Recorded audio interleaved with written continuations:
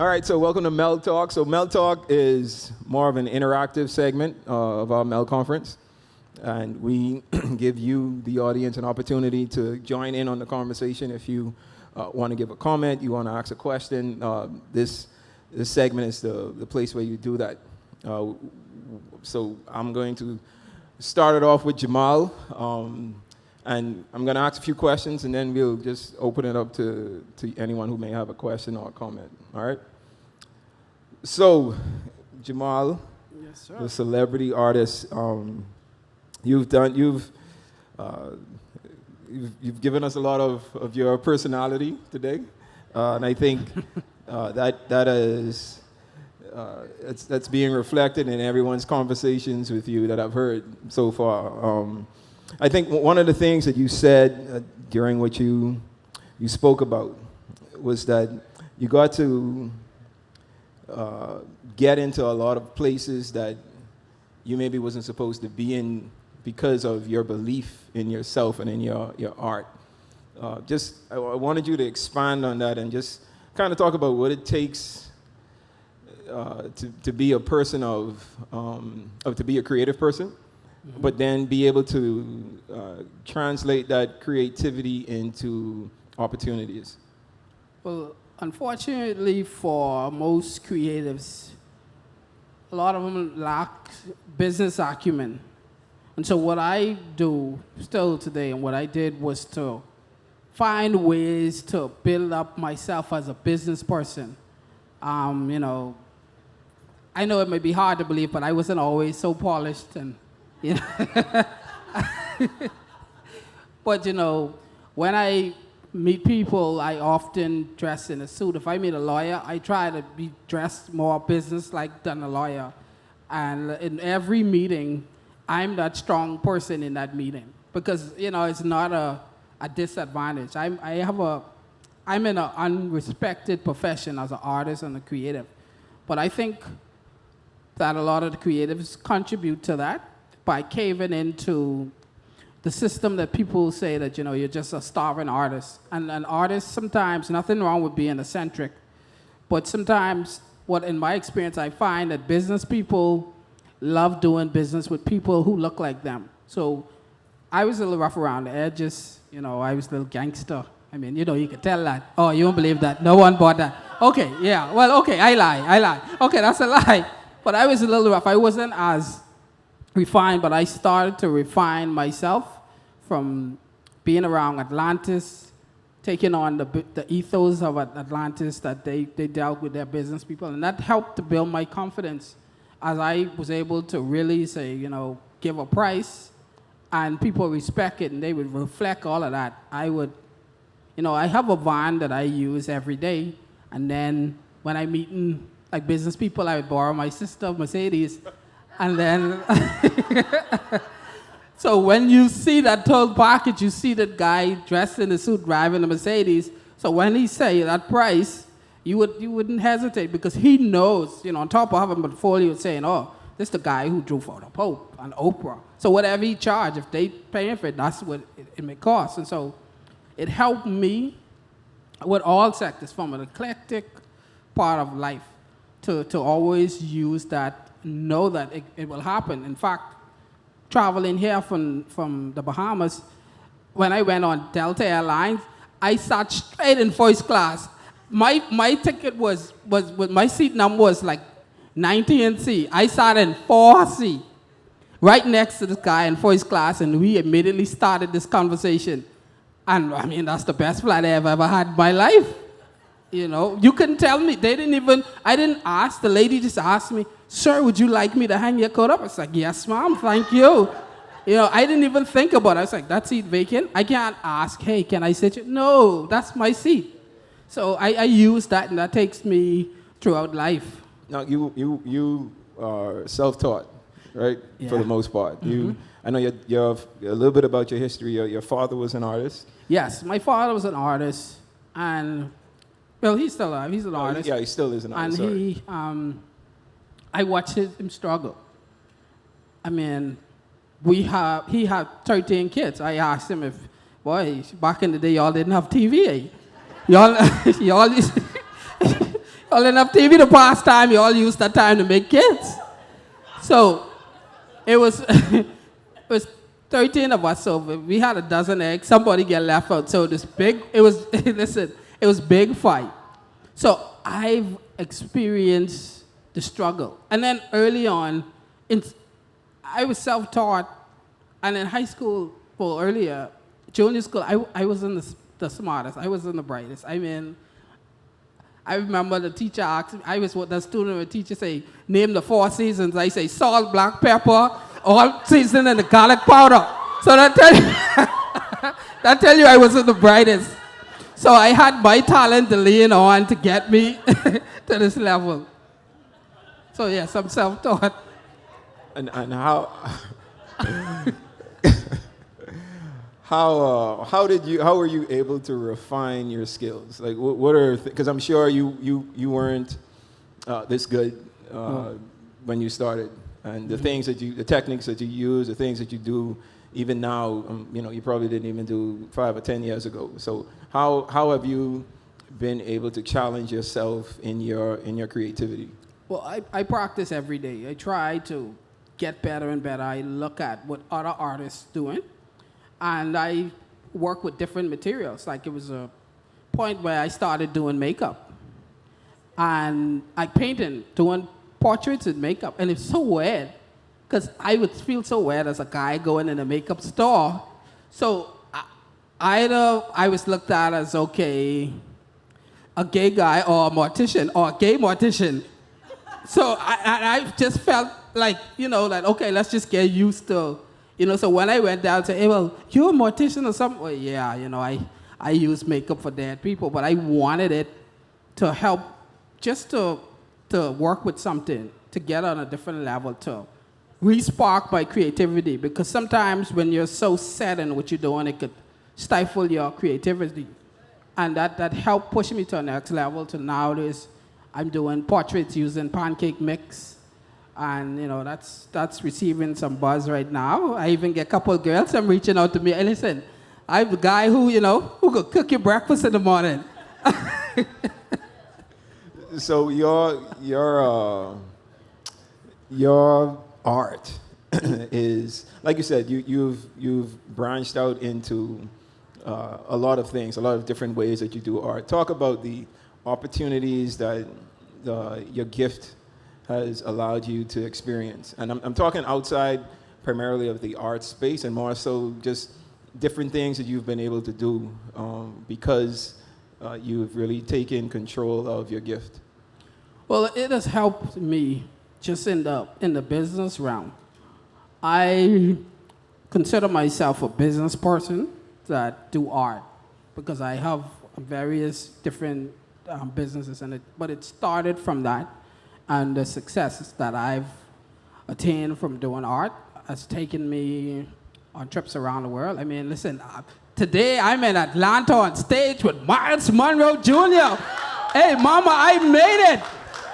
So my gift has definitely taken me to some places and taken me around the world. I mean, when he said we going to ATL, I thought he meant Atlantis, Bahamas, but I'm Atlanta. Wow.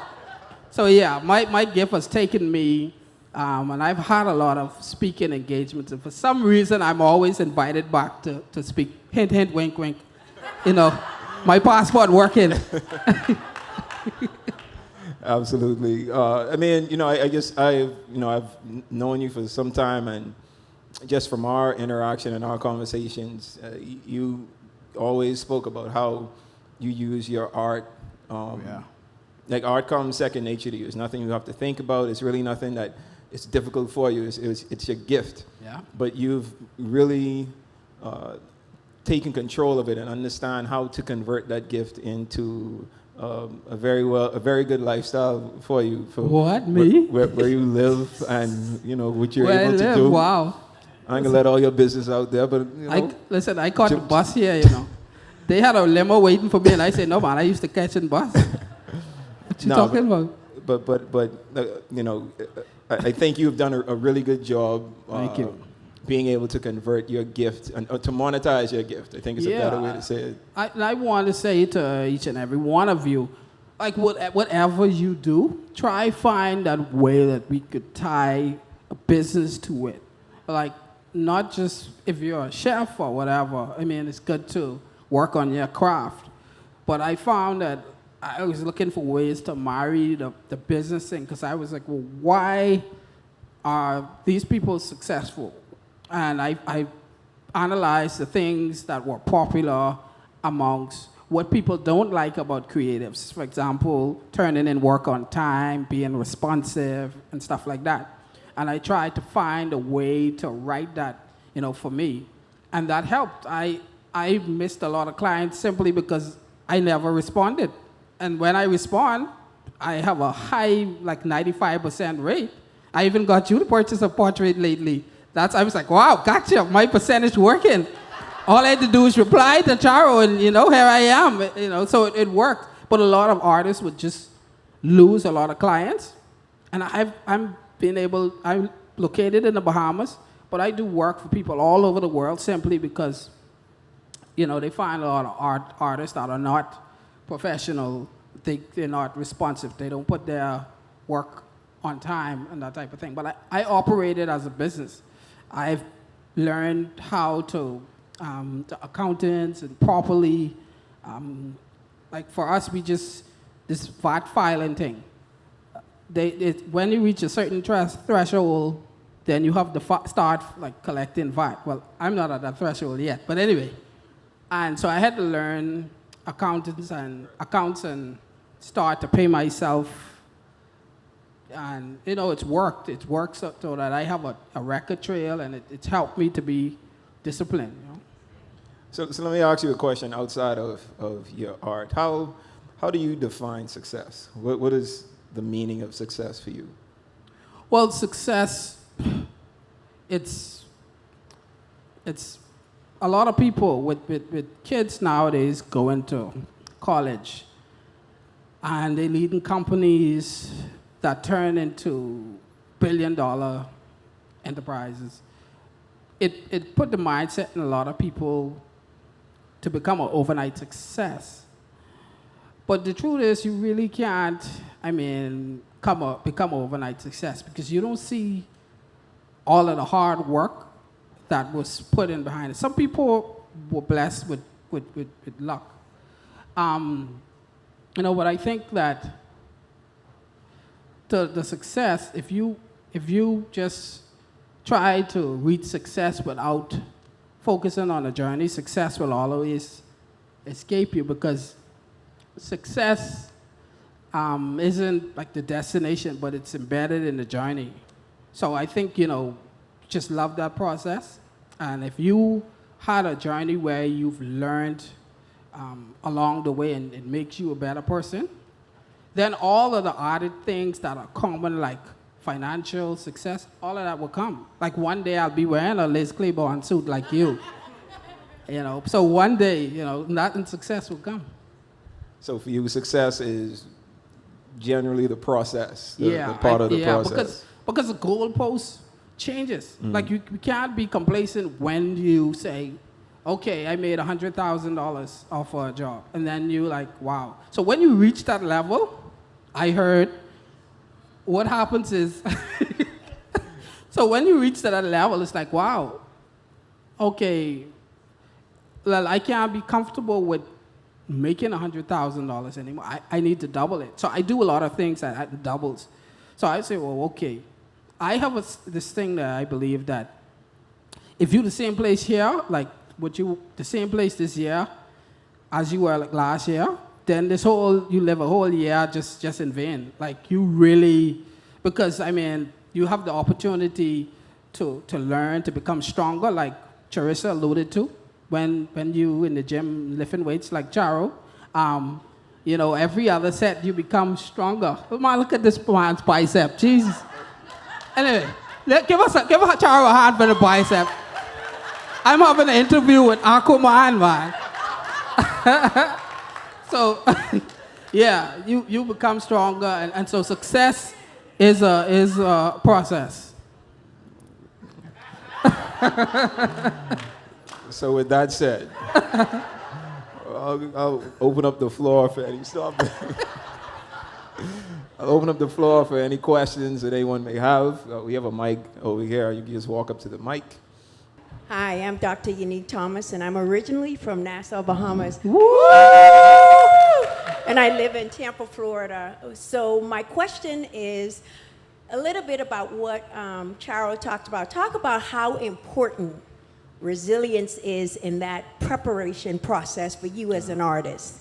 Yeah, resilience. I mean, you will hear a lot of no's. When I went to the newspaper, I mean, I wanted it so bad. And it was at the point where I felt that, wow, you know, I gotta quit because I was broke.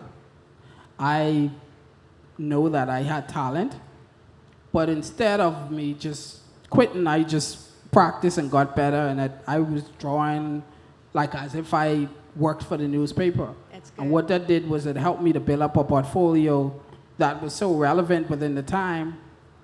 So when I presented it to the editors, they were stunned at, wow, why are you keeping up with the news? They were able to relate to it. Yeah. When it may have been saying that I was wasting time, I was building up a portfolio because, and it took resilience for me to get to the point where I am. And that job, just doing the newspaper, because I make fun of a lot of the politicians, all of them want to be my friends. So as a result, I did a lot of contracts and anyway, secret stuff.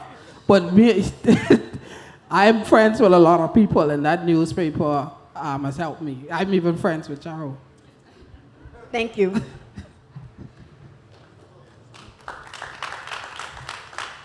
Hi, Cornell Germain here. Question, you had mentioned about leaving your wife and the new baby in the delivery room, going to do the work. Yeah. I think this is important because sometimes as creatives, it's not always easy, but we can handle the difficulties when we're single. Right. But having a wife, how did you keep her connected to the vision and believing in what you had during the ebbs and flows of success? Well, it's great to have a mate that's good support system. And it's so hard quite often, people would leave before the success. So now a lot of people would say, well, you know, wow, she's a lucky girl because, you know, we live in a okay lifestyle. A very good lifestyle. An extraordinary lifestyle. Oh, see, you get me back now. So she believed in it, but what I had to do was to really gain her trust in that regard and make her feel comfortable that, listen, what I'm doing is we're gonna be successful. And it was easy that, you know, that I had someone so understanding. So, I mean, and it takes you being responsible to make sure that happened, because it's like a lot of, that really grew me up. Having a wife and then having a child, like, it was like, okay, I can't lose now. That's like, you know, I don't need a cushion behind me. I can fall back with nothing behind me because I know I can't fall. And so that's what got me so ballsy. Well, I'm from the Bahamas, but yeah, that's what, but that, you know, that's what led me to make these decisions to do these things, because I can't fail. I can't be embarrassed or ashamed or care what anybody think about me. I have a whole human depending on me, you know, for them to live. So this is me accelerating on a next level. And so that's important, to have a support system.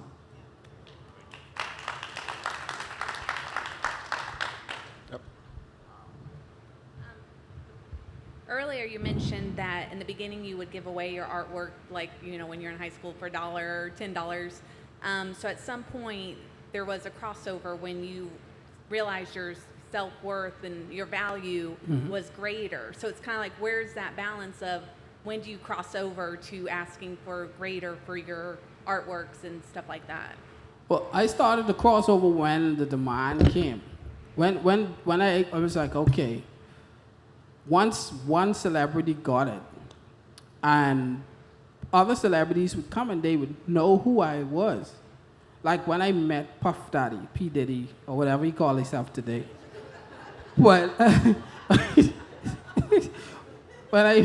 when I met him, he had already known who I was. It was crazy, because he saw it from somebody's portrait. But I did his first portrait for free.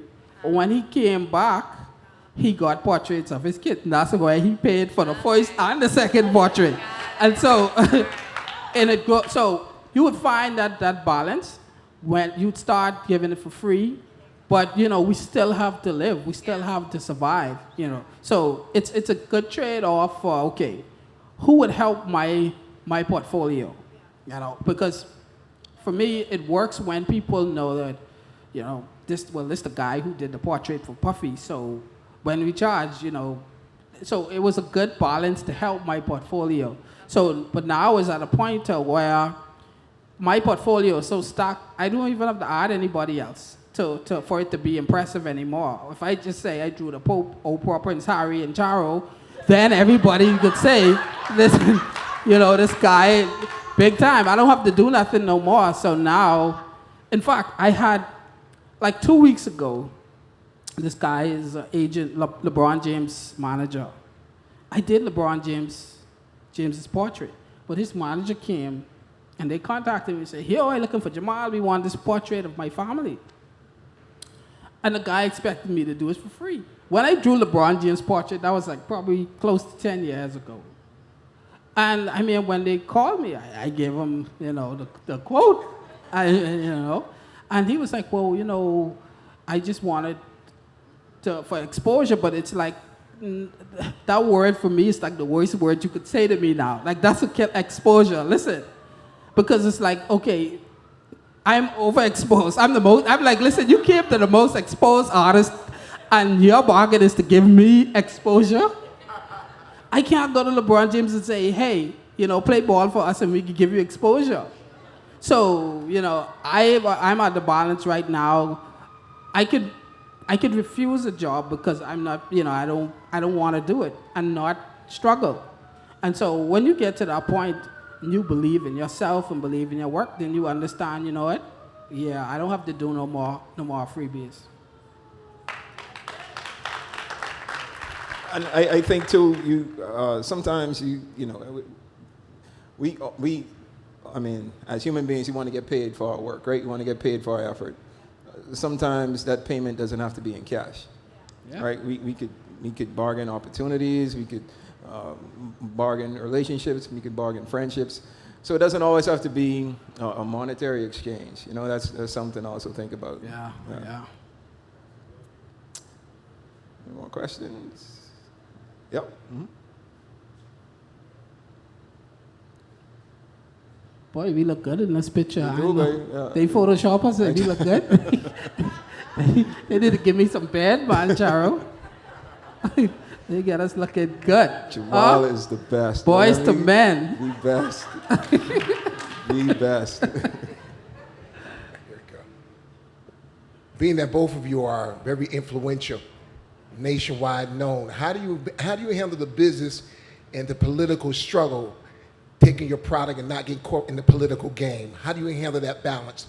Because it's always Republican versus Democrat, and you're trying to do your business. How do you avoid that game? I see a lot of us get caught in that, and we get caught to left and right, and it affects our business. How do you handle that struggle?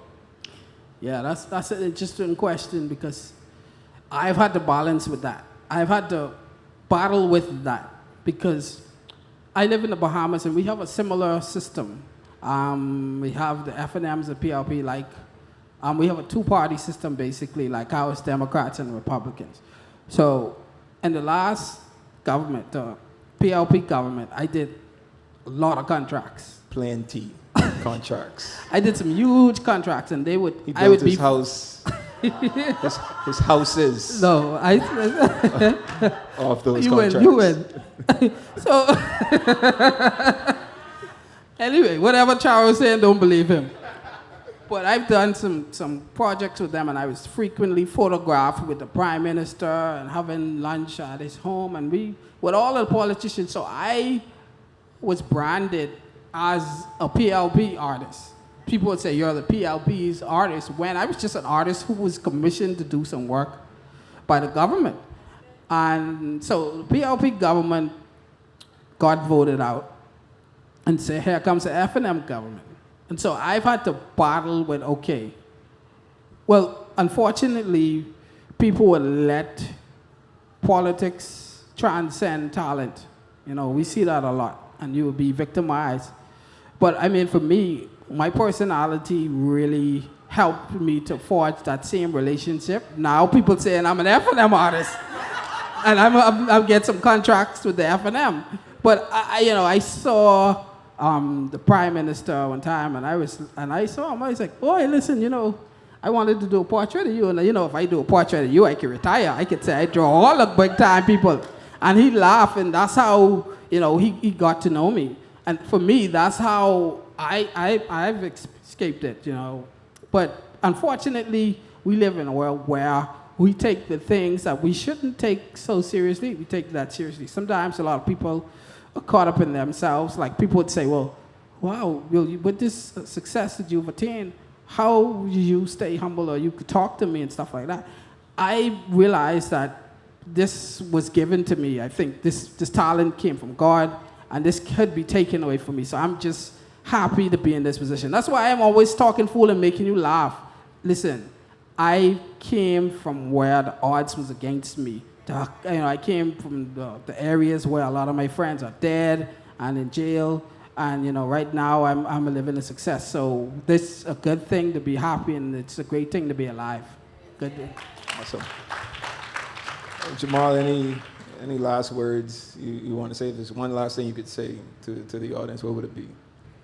Do not accept the status quo that says you must have a conventional profession, job, or think like how everybody else thinks. Don't be afraid to be the underdog or to be looked at as crazy like me. I mean, I have paintbrushes in my, this is a new fashion trend that I'm about to start.